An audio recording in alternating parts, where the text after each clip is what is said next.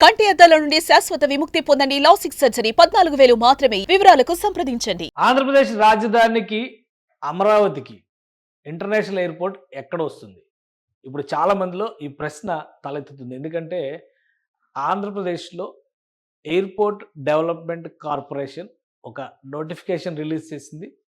Amaravati greenfield ఎయిర్పోర్ట్‌కు సంబంధించి feasibility సర్వేలు చేయడం, టెక్నికల్ అంశాలపైన సర్వే చేయడం దీని సారాంశం. దీంతో ఎయిర్పోర్ట్ ఎక్కడొస్తుంది అనే చర్చ విస్తృతంగా జరుగుతుంది. గతంలో కూడా మనం ఒక వీడియో చేసాం. మైలవరం ప్రాంతంలో 6,000 ఎకరాల వరకు ప్రభుత్వ భూములు అందుబాటులో ఉన్నాయి. అక్కడ ఎయిర్పోర్ట్ రావచ్చు అనేటువంటి ఒక చర్చ జరుగుతుంది. దీంతో పాటు ప్రత్యామ్నాయ స్థలాలపైన అధికారులు ఫోకస్ పెట్టారని ఇప్పుడు ఈ నోటిఫికేషన్ రిలీజ్ చేసినటువంటి క్రమంలో ఫీజిబిలిటీ సర్వేస్ జరిగేలోపు ల్యాండ్ సెలక్షన్ కూడా జరగాలి అనేటువంటి ఆలోచనతో ఏపీ ప్రభుత్వం ఉన్నట్టుగా తెలుస్తుంది. ఈ మేరకు సంబంధిత శాఖలు, విభాగాల అధికారులకి ఇప్పటికే ఆదేశాలు జారీ అయ్యాయి.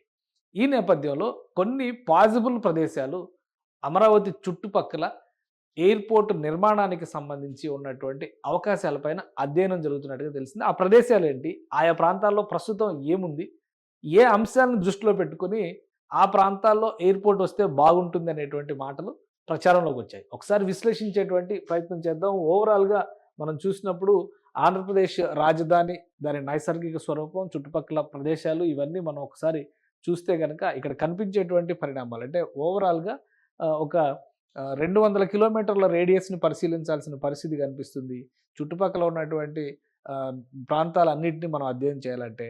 అలానే ఇప్పుడు ఆంధ్రప్రదేశ్ రాజధాని నగర నిర్మాణం జరుగుతున్నటువంటి పరిధిలో దాదాపు 50 నుంచి 80 కిలోమీటర్ల రేడియస్లో ఇంటర్నేషనల్ ఎయిర్పోర్ట్ వచ్చే అవకాశాలు ఉన్నాయనేటువంటి చర్చ నడుస్తుంది.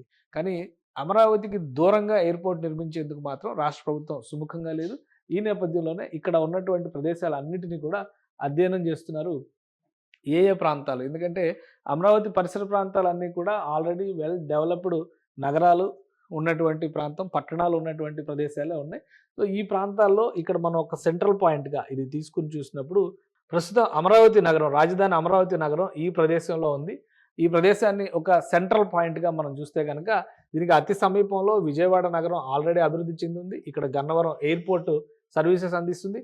అలానే ఇటుపక్కన చూస్తే కనుక విజయవాడ నగరానికి సంబంధించిన విజయవాడ నగరం దాదాపుగా ఆనుకుని డెవలప్ అయిన పరిస్థితి ఉంటే గుంటూరు నగరం కొద్దిగా దూరంలోనే గుంటూరు నగరం ఉంది.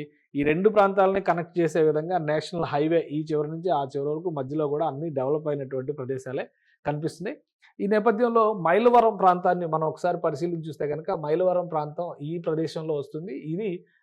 ఇది విజయవాడకి అటుపక్కగా వస్తుంది. అంటే విజయవాడ టు మైలవరమే దాదాపు 50 కిలోమీటర్ల వరకు డిస్టెన్స్ ఉండేటువంటి అవకాశం. అంటే ఆ పరిసర ప్రాంతాలన్నింటినీ నేరుగా మైలవరం అనేటువంటి ప్రాంతం కాకపోయినా కానీ కనీసం 40-50 కిలోమీటర్ల డిస్టెన్స్ కనిపించేటువంటి పరిస్థితి ఉంది. ప్లస్ అమరావతి నగరానికి మళ్ళీ కృష్ణానది దాటి లోపలికి రావాల్సిన పరిస్థితి ఉంటుంది. కాబట్టి ఈసారి రాజధానికి సంబంధించినటువంటి ఎయిర్పోర్ట్ని మ్యాక్సిమం గుంటూరు జిల్లాలో ఏర్పాటు చేసే అవకాశాలే ఎక్కువగా కనిపిస్తున్నాయి. దీనికోసం అమరావతి రింగ్ రోడ్డు ఏదైతే ఓఆర్ఆర్ పేరుతో ఒక ప్రతిపాదన చేశారో ఓఆర్ఆర్కి చుట్టుపక్కల దాన్ని దృష్టిలో పెట్టుకొని, ఎందుకంటే ఓఆర్ఆర్ నిర్మాణం అంటూ జరిగితే ఈ చుట్టుపక్కల ప్రదేశాలన్నీ కూడా ఇలా వచ్చేటువంటి అవకాశం ఉంది. గుంటూరు నగరం కూడా ఈ పరిధిలోకి వచ్చేసేటువంటి పరిస్థితి ఉంది. కాబట్టి ఓఆర్ఆర్ పరిధిలో లేదా ఓఆర్ఆర్ శివారుల్లో ఉన్నటువంటి ప్రదేశాలని ఎంపిక చేసేటువంటి ప్రయత్నాలు జరుగుతున్నాయి. ఈ నేపథ్యంలో ఒక 2 ప్రదేశాలకు సంబంధించినటువంటి మోస్ట్ పాసిబుల్ అంశాలు, ఎందుకంటే ఇక్కడ భూసేకరణ అంటూ జరిగితే లబ్ధిదారులు అంటే ఎవరైతే భూ నిర్వాసితులు అవుతారో వాళ్ళకి పేమెంట్ చేయడం అనేది కూడా ప్రభుత్వానికి ఒక ప్రధానమైనటువంటి సమస్యగా మారుతుంది. భూ సమీకరణ విధానంలో చేస్తే అక్కడ ఉన్నటువంటి భూముల విలువ కోట్లలో ఉంటుంది. ఎందుకంటే ఇప్పటికే సాగుబడిలో ఉన్నటువంటి అనేక భూములు, అనేక ప్రాంతాలు ఈ ప్రదేశాల్లో ఉన్నాయి. కాబట్టి ఆ ధరలను కూడా దృష్టిలో పెట్టుకుని ప్రభుత్వం భూముల్ని అన్వేషిస్తున్నట్టుగా ఒక సమాచారం అందుతుంది. ఈ నేపథ్యంలో 2 పాజిబుల్ అంశాలు కనిపిస్తున్నాయి. అందులో ముఖ్యమైనది తాడికొండ పరిధిలోకి వచ్చేటువంటి ప్రాంతం. ఇంకొక విషయాన్ని ఇక్కడ మనం గమనించాల్సింది ఏంటంటే అమరావతి అనగానే అమరావతి రింగ్ రోడ్డు గురించి మాత్రమే ఆలోచిస్తున్నాం. కానీ అనంతపురం అమరావతి ఎక్స్ప్రెస్ వే అనేది రాయలసీమని, ఆంధ్రప్రదేశ్ని కలిపేటువంటి ఒక కీలకమైనటువంటి ప్రదేశం కాబోతుంది. కాబట్టి ఆ అంశాన్ని దృష్టిలో పెట్టుకొని చూసినప్పుడు ఇటువైపు నుంచి అంటే రాయలసీమ వైపు నుంచి వచ్చేటువంటి ఈ హైవేని దృష్టిలో పెట్టుకుని కూడా ఇంటర్నేషనల్ ఎయిర్పోర్ట్కి ప్లానింగ్ చేయాల్సినటువంటి అవసరం ఉందని చెప్పని రాష్ట్ర ప్రభుత్వం భావిస్తుంది. ఈ క్రమంలోనే ఇటు తాడికొండ పరిసర ప్రాంతాల్లో ఉన్నటువంటి భూములపైన అధ్యయనం జరుగుతున్నట్టుగా తెలుస్తుంది. తాడికొండ పరిసర ప్రాంతాల్లో ఎటువంటి నిర్మాణానికి సంబంధించి ఇక్కడ మనం చూస్తున్నాం ఈ ప్రాంతంలో చాలా క్లియర్‌గా కనిపిస్తున్నాయి. 2 మార్గాలు, 2 ప్రత్యామ్నాయమైనటువంటి అంశాలు కనిపిస్తున్నాయి. ఈ ప్రదేశంలో ప్రభుత్వానికి సంబంధించినటువంటి భూములు కూడా అందుబాటులో పెద్ద ఎత్తున ఉన్నట్టుగా తెలుస్తుంది ఈ ప్రాంతంలో. సో, ఈ భూముల్ని సద్వినియోగం చేసుకోవడం, ప్రైవేటు భూముల్ని స్వాధీనం చేసుకోవడానికి ఉండేటువంటి పరిస్థితి. ఈ ప్రదేశాల్లో చూస్తే గనక ల్యాండ్‌తో పాటు వాటర్ అవైలబిలిటీ ఇటువంటి అంశాలన్నిటిని దృష్టిలో పెట్టుకొని చూస్తే కూడా అన్నీ సానుకూల అంశాలే ఉన్నాయి. అలానే ఆ ప్రాంతాల్లో పొలాలకు సంబంధించినటువంటి రేట్లు కూడా కొంతవరకు తక్కువగానే ఉంటాయి మిగతా ప్రాంతంతో పోల్చి చూసినప్పుడు. ఇటు ప్రత్తిపాడు, గుంటూరు నగరానికి సంబంధించి సమీపంగా వచ్చేటువంటి ప్రదేశాలు ఇవన్నీ కూడా. కాబట్టి ఈ ప్రాంతంలో కనుక నిర్మాణానికి సంబంధించినటువంటి నిర్ణయాలు తీసుకుంటే ఇక్కడ తాడికొండకి, కంతేరుకి, బ్రహ్మంగారి మఠం ఈ 3 ప్రాంతాలకి మధ్యలో వచ్చేటువంటి ప్రదేశాల్లో భూములు అందుబాటులో ఉన్నాయనేటువంటి ఒక సమాచారం కూడా అందుతోంది. సో, ఆ రకంగా చూసినప్పుడు నేషనల్ హైవే ఏదైతే అమరావతి ఎక్స్‌ప్రెస్ వే అనేటువంటి పేరుతో రాయలసీమని అమరావతి ప్రాంతంతో కనెక్ట్ చేయాలో అనుకుంటున్నారో, ఆ ప్రాంతానికి ఇది సమీపానికి వచ్చేటువంటి అవకాశం ఉన్నటువంటి మార్గం అనేది కూడా ఒక విశ్లేషణ వినిపిస్తుంది. సో, ఈ 2 అంశాలను దృష్టిలో పెట్టుకొని ఇదొక మొదటి ప్రాధాన్యత అంశంగా మనం చూస్తే గనక మరొక రెండవ ప్రత్యామ్నాయంగా చూసేటువంటి అంశం కూడా ఇక్కడ కనిపిస్తుంది. అది ఈ నెమలికల్లు, లచ్చన్న గుడిపోడు ఈ ఊరు ప్రాంతాలకు సంబంధించి. ఎందుకంటే ఇవి కూడా చాలా ముఖ్యమైనటువంటి ప్రదేశాలు. ఈ లచ్చన్న గుడిపూడి అనేటువంటి ప్రదేశం కూడా ముఖ్యమైనటువంటిది. ఇది చూస్తే మనకి ఇక్కడ మొత్తం టోటల్ మ్యాప్ పరంగా చూస్తే పెద్దపరిమి నుంచి వచ్చేటువంటి రహదారి. ఇక్కడంతా కూడా ఇది ప్రస్తుతం ఇలా ఉంది గానీ, ఈ ప్రదేశం అంతా కూడా మాస్టర్ ప్లాన్‌లో భాగంగా రహదారి వ్యవస్థలన్నీ కూడా ఇటువైపు కనెక్టివిటీ వచ్చేటువంటి రహదారి వ్యవస్థలు కనిపిస్తాయి. ఇది తాడికొండ ప్రదేశం అయితే లచ్చన్న గుడిపూడి అనేది ఈ ప్రాంతం. అంటే ఇక్కడ ఈ ప్రాంతాన్ని ఒకసారి మనం పరిశీలించి చూస్తే కనుక ఈ లచ్చన్న గుడిపూడి దగ్గర నుంచి మోతడక వరకు ఉన్నటువంటి ఈ ప్రదేశంలో నెమలికల్లు, పాములపాడు ఇలా కొన్ని విలేజెస్ వస్తాయి. రావెల ఇవన్నీ కూడా ఒక దగ్గరగా వచ్చేటువంటి విలేజెస్. ఇక్కడ కూడా చిన్న చిన్న గ్రామాలు అయినప్పటికీ కూడా స్థలాల విషయంలో, పొలాల విషయంలో కానీ, స్థలాల విషయంలో కానీ, భూముల విషయంలో కానీ ఇక్కడ కూడా అవైలబిలిటీ బాగానే ఉండే అవకాశం ఉంది. ప్లస్ ఎక్కువ మందిని డిస్టర్బ్ చేసేటువంటి ఛాన్సెస్ ఉండవు అనేటువంటి సమాచారం అందుతుంది. అంటే ఇంకొక విషయం ఏంటంటే ఈ రహదారిని ఒకసారి మనం గమనించి చూస్తే కనుక ఒక్కసారి ఈ 2 ప్రదేశాలని ఒకసారి ఇలా చూస్తే ఇక్కడ కనిపించేటువంటి మరొక ఆసక్తికరమైనటువంటి విషయం, కామన్ పాయింట్ ఏంటంటే ఈ ప్రాంతానికి సంబంధించి ఒకవేళ నెమలికల్లు, మోతడక, ఈ ముక్కామల, లచ్చన్న గుడిపూడి మధ్యలో గనక ప్లాన్ చేస్తే ఇటు నుంచి వచ్చేటువంటి నేషనల్ హైవేకి దగ్గరగా ఉంటుంది. అలానే ఇక్కడ చూస్తే నెక్కల్లు పూర్తిగా రాజధానిలో ఉన్నటువంటి కర్లపూడి ఇవన్నీ కూడా రాజధానిలో ఉన్నటువంటి ప్రాంతాలు. ఇది అమరావతి రాజధాని ప్రాంతానికి కూడా ఇది అత్యంత సమీపంలో ఉండేటువంటి ప్రదేశం అవుతుంది. అలానే ఇక్కడ అమరావతి రోడ్డు అంటే ఇది పాత అమరావతి దేవాలయానికి సంబంధించినటువంటి రోడ్డు, గుంటూరు నుంచి అమరావతి వెళ్ళేటువంటి రహదారి ఇది. ఇది ఆల్రెడీ 200 అడుగుల విస్తీర్ణంతో ఉండేటువంటి రహదారిగా డెవలప్ చేస్తున్నారు. సో, ఇవన్నీ దృష్టిలో పెట్టుకొని చూసినప్పుడు ఈ ప్రదేశంలో దొరికేటువంటి భూముల ధరల విషయంలో కూడా, అలానే ఇటువైపు ఉన్నటువంటి తాడికొండ దగ్గర మనం చూసినటువంటి ప్రదేశంలో ఉండేటువంటి ధరల విషయంలో కూడా పెద్దగా తేడా ఉండేటువంటి అవకాశం ఉండదు. అలానే మొత్తం భూములన్నీ కూడా సమతులంగా ఉండేది. కానీ ఇటు పక్కన గమనించి చూస్తే కనుక ఇక్కడ మాత్రం కొంచెం చిన్న కొండలు, గుట్టలు వచ్చేటువంటి అవకాశాలు ఉన్న ప్రాంతాలు ఉన్నాయి. ఎందుకంటే ఇటువైపు అనంతవరం గుట్ట మొత్తం కూడా ఈ ప్రాంతంలోనే వస్తుంది. ఈ నల్లకుర్లపాడు, పెద్దమద్దూరు ఇవన్నీ కూడా నెక్కల్లు ఇవన్నీ రాజధానిలోకి వచ్చేటువంటి గ్రామాలు, రాజధానికి అత్యంత సమీపంగా ఉండేటువంటి ప్రదేశం. అలానే ఇక్కడ అనంతవరం అంతా కూడా కొంత కొండలతో ఉన్నటువంటి ప్రదేశం కాబట్టి ఇక్కడ కొంచెం ఇబ్బంది ఉండవచ్చు. కానీ తాడికొండ దగ్గర అయితే పూర్తిగా ఇటువైపు తాడికొండ, బ్రహ్మంగారి మఠం మధ్యలో ఉండేటువంటి ప్రాంతాల్లో అయితే పూర్తిగా చదును భూమి ఉండేటువంటి అవకాశం ఉంది. నిర్మాణానికి కూడా ఇబ్బందులు పెద్దగా వచ్చేటువంటి ఛాన్సెస్ లేవు అనేటువంటి అభిప్రాయాలు ఉన్నాయి. ఇవన్నీ కూడా అక్కడ ఉన్నటువంటి ప్రాథమికమైనటువంటి సమాచారం ఆధారంగా చెప్తున్నటువంటి అంశాలు మాత్రమే. అయితే సాయిల్ టెస్ట్ విషయంలో కానీ టెక్నికల్గా ఎయిర్పోర్ట్ అథారిటీ అఫీషియల్స్ దీన్ని ప్రత్యేకంగా పర్యవేక్షిస్తారు. వాళ్ళు చూసి టెక్నికల్ ఫీజిబిలిటీస్ పైన క్లారిటీ ఇచ్చే వరకు దీనిపైన ఎవరు కూడా ఒక స్పష్టమైనటువంటి నిర్ణయాన్ని ప్రకటించడానికి అవకాశం ఉండదు. కాకపోతే ఇక్కడ అవైలబిలిటీ ఆఫ్ ల్యాండ్స్ విషయంలో చూస్తే కనుక ఈ ప్రదేశంలో కూడా దాదాపు ఒక 2000 ఎకరాల భూములు ప్రభుత్వానికి సంబంధించినటువంటి భూములు ఉన్నట్టుగా ఒక సమాచారం ఉంది.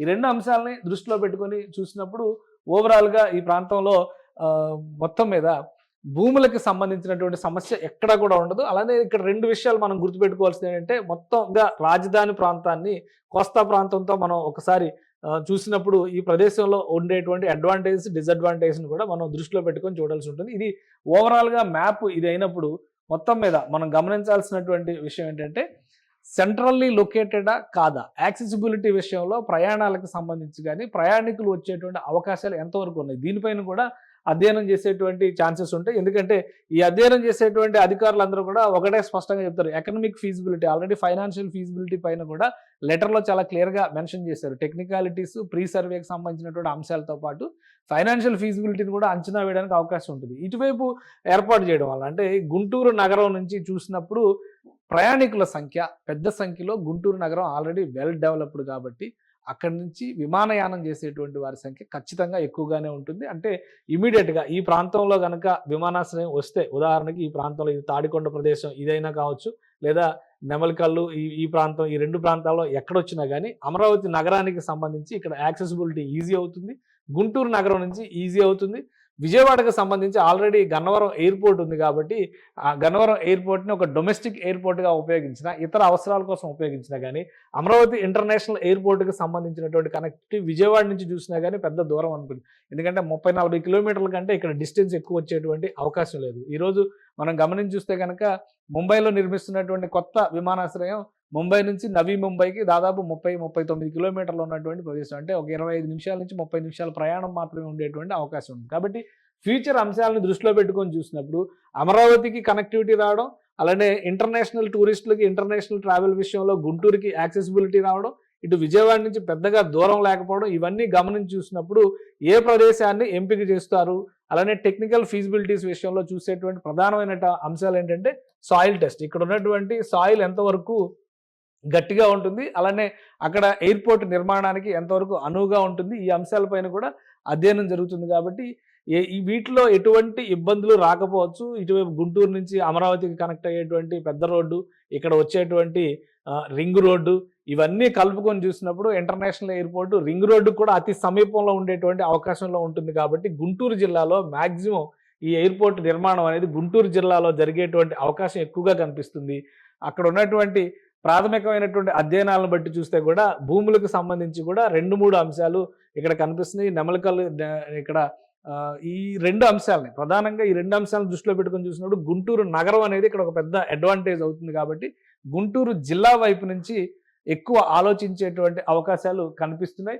ఇంకొక ప్రాథమికమైనటువంటి అంశం మనం దృష్టిలో పెట్టుకోవాల్సింది అంటే నాగార్జున సాగర్ దగ్గర కూడా ఒక ఎయిర్‌పోర్ట్ నిర్మాణం చేయాలనేటువంటి ఆలోచన ఆంధ్రప్రదేశ్ ప్రభుత్వం చేస్తుంది. ఇది మట్టపల్లి దగ్గర ఉన్నటువంటి ప్రదేశాన్ని మనం ఒక పాయింట్ కింద మనం చూస్తే కనుక ఈ ప్రాంతానికి కూడా డిస్టెన్స్ చాలా ఎక్కువ కనిపిస్తుంది. కనీసం 70-80 కిలోమీటర్ల డిస్టెన్స్ కనిపించేటువంటి అవకాశం ఉంది.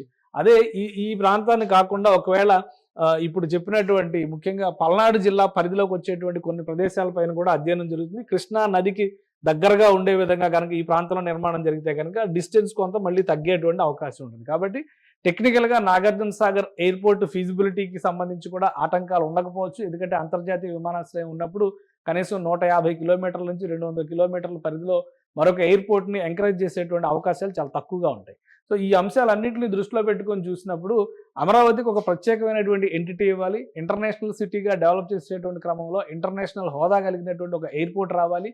అలానే స్థానికంగా ఉన్నటువంటి అవసరాలు, టెక్నికల్ పాయింట్స్‌ని దృష్టిలో పెట్టుకొని చూసినప్పుడు ఎటువంటి ఫైనాన్షియల్ ఫీజిబిలిటీ ఉంటుంది. ఇది కూడా చాలా ముఖ్యమైనటువంటి అంశం. అందుకని Andhra Pradesh airports developments corporation release చేసినటువంటి లెటర్‌లో ఈ ఫీజిబిలిటీ సర్వేస్ అన్నిటిని కూడా ఇన్కార్పొరేట్ చేశారు. బహుశా ఈ నెల 21వ తారీఖు వరకు దాని కన్సల్టెంట్ నియామకానికి సంబంధించినటువంటి టెండర్లని కాల్ ఫర్ చేశారు. దానికి అటెండ్ అయిన వాళ్ళలో ఫైనలిస్టులు ఎవరొస్తారు, వాళ్ళు ఇవ్వబోయేటువంటి పాసిబిలిటీస్, ప్రాబబిలిటీస్ ఏ విధంగా ఉంటాయి, అమరావతి నగర నిర్మాణానికి సంబంధించినటువంటి ఫ్యూచర్‌ని ఎందుకంటే ఈ రోజు ఉన్నటువంటి స్థితిగతులను బట్టి ఇంటర్నేషనల్ ఎయిర్‌పోర్ట్‌కి ప్లాన్ చేసేటువంటి అవకాశం లేదు. కనీసం ఒక 5 సంవత్సరాల తర్వాత 5 నుంచి 10 సంవత్సరాల తర్వాత ఆ చుట్టుపక్కల భౌగోళిక స్వరూపం కావచ్చు, ఆర్థిక విధి విధానాలు కావచ్చు, వీటన్నిటిలో ఎలాంటి మార్పులు రాబోతున్నాయో అంచనా వేయడం ద్వారా తీసుకోవాల్సినటువంటి నిర్ణయం ఇది. సో కన్సల్టెంట్‌ని ఫైనల్ చేసే వరకు ఇటువంటి పాసిబిలిటీస్ ఎన్ని ఉన్నా కానీ ప్రజలు డిస్కస్ చేయడానికి అవకాశం ఉంటుంది. కన్సల్టెంట్ ఫైనల్ అయిన తర్వాత ఈ అంశాలన్నిటినీ క్రోడీకరించడం ద్వారా మోస్ట్ పాసిబుల్ ఏరియా ఏది అనేది ఒక ఎంపిక చేసిన తర్వాత ప్రభుత్వం ఒక నిర్ణయం తీసుకోవడానికి ఛాన్సెస్ ఉంటాయి. కానీ ఇప్పుడున్నటువంటి కూటమి ప్రభుత్వ సమన్వయం, కేంద్ర రాష్ట్ర ప్రభుత్వాల మధ్య ఉన్నటువంటి సమన్వయాన్ని దృష్టిలో పెట్టుకొని చూస్తే రాష్ట్ర ప్రభుత్వం వీలైనంత వేగంగా ఈ అంశాలన్నిటినీ ఫైనలైజ్ చేయడం ద్వారా కేంద్రం అమలు చేస్తున్నటువంటి ఏవియేషన్కి సంబంధించిన విధానాలు, ముఖ్యంగా రీజనల్ కనెక్టివిటీ దగ్గర నుంచి ఎయిర్పోర్ట్ల అభివృద్ధి వరకు ఈ అంశాల క్రింద కేంద్రం ఇస్తున్నటువంటి నిధుల్ని సద్వినియోగం చేసుకోవడం, కేంద్ర ప్రభుత్వ పథకాలని విధానాలని సద్వినియోగం చేసుకోవడంలో భాగంగానే ఆంధ్రప్రదేశ్ ప్రభుత్వం అమరావతి ఇంటర్నేషనల్ ఎయిర్పోర్ట్ పైన కూడా పెద్ద ఎత్తున ఫోకస్ పెట్టింది. ఆంధ్రప్రదేశ్ ప్రభుత్వం డిజైన్ చేస్తున్నట్టుగా, విజన్ చేస్తున్నట్టుగా ఆలోచిస్తే కనుక దుబాయ్ ఎయిర్పోర్ట్ తరహాలో ఒక ఇంటర్నేషనల్ హబ్ లాంటి ఎయిర్పోర్ట్ కనీసం 3,000 నుంచి 5,000 ఎకరాల భూముల్లో ఏర్పాటు చేయాలి. అంటే కేవలం ట్రావెల్ అనేది పాయింట్ కాకుండా అక్కడ ఒక షాపింగ్ ఏరియా కింద దాన్ని మల్టీ ఫంక్షనల్ యాక్టివిటీకి కేంద్ర స్థానంగా మారే విధంగా డిజైన్ చేయాలని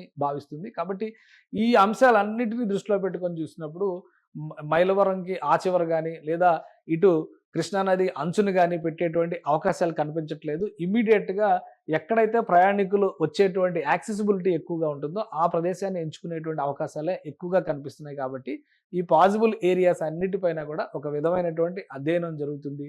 కన్సల్టెంట్ నియామకం తర్వాత ఈ విషయంలో మరో అడుగు ముందుకు పడేటువంటి అవకాశాలు స్పష్టంగా కనిపిస్తున్నాయి. సుమన్ టీవీలో మీ పర్సనల్ అండ్ బిజినెస్ ప్రమోషన్స్ కోసం కింది నెంబర్కి కాంటాక్ట్ చేయండి.